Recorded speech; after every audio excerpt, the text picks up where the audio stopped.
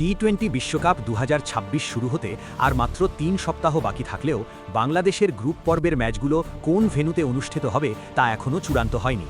ভারতে ম্যাচ আয়োজন নিয়ে আইসিসি ও বাংলাদেশ ক্রিকেট বোর্ডের মধ্যে অচলাবস্থা চলছে। তবে নতুন একটি প্রতিবেদনে বিসিবির নিরাপত্তা সংক্রান্ত দাবিগুলোকে প্রশ্নবিদ্ধ করা হয়েছে। বিশ্বকাপ উপলক্ষে ভারতে নিরাপত্তা ব্যবস্থা যাচাই করা একটি স্বাধীন আন্তর্জাতিক সংস্থার মূল্যায়নে বলা হয়েছে, ভারতে গেলে বাংলাদেশের ক্রিকেট দলের জন্য কোনো বিশ্বাসযোগ্য নিরাপত্তা হুমকি নেই।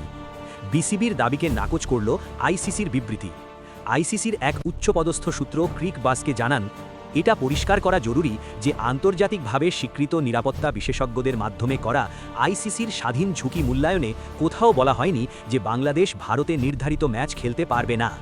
ওই সূত্র আরও বলেন, ভারতে টুর্নামেন্টের সামগ্রিক নিরাপত্তা ঝুঁকি নিম্ন থেকে মধ্যম হিসেবে বিবেচিত হয়েছে, যা বিশ্বের অন্যান্য বড় ক্রীড়া আসরের সঙ্গে নিরাপত্তা ঝুঁকির সঙ্গে সামঞ্জস্যপূর্ণ। আইসিসি বিসিবির অবস্থান সম্পর্কে অবগত থাকলেও সংস্থার একটি সূত্রের দাবি, কলকাতা ও মুম্বাইয়ে বাংলাদেশের খেলোয়াড়দের বিরুদ্ধে সরাসরি কোনো হুমকির প্রমাণ পাওয়া যায়নি। বাংলাদেশের ম্যাচ আয়োজন করতে প্রস্তুত টিএনসিএ ও কেএসসিএ। এর আগে ক্রিকবাজের এক প্রতিবেদনে জানানো হয়, বাংলাদেশের টি-20 বিশ্বকাপের ম্যাচ আয়োজনের জন্য আইসিসি তামিলনাড়ু ক্রিকেট অ্যাসোসিয়েশন টিএনসিএ ও কর্ণাটক স্টেট ক্রিকেট অ্যাসোসিয়েশনের সঙ্গে যোগাযোগ করেছে। চেন্নাই ও তিরুবনন্তপুরমকে সম্ভাব্য বিকল্প ভেন্যু হিসেবে বিবেচনা করা হচ্ছে, যদিও বিসিবি বাংলাদেশের ম্যাচগুলো শ্রীলঙ্কায় সরিয়ে নেওয়ার বিষয়ে অনড় অবস্থানে রয়েছে।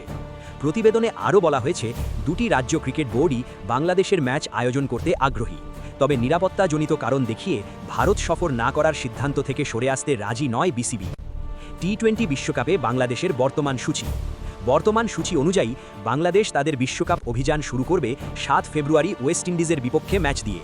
এরপর 9 ফেব্রুয়ারি ইটালির, 14 ফেব্রুয়ারি ইংল্যান্ডের এবং গ্রুপ পর্বের শেষ ম্যাচটি 17 ফেব্রুয়ারি নেপালের বিপক্ষে খেলবে। তবে বিসিবির অনড় অবস্থানের কারণে বাংলাদেশের ম্যাচগুলো হয় ভারতের দক্ষিণাঞ্চলে অনুষ্ঠিত হতে পারে অথবা সম্পূর্ণভাবে শ্রীলঙ্কায় সরিয়ে নেওয়া হতে পারে।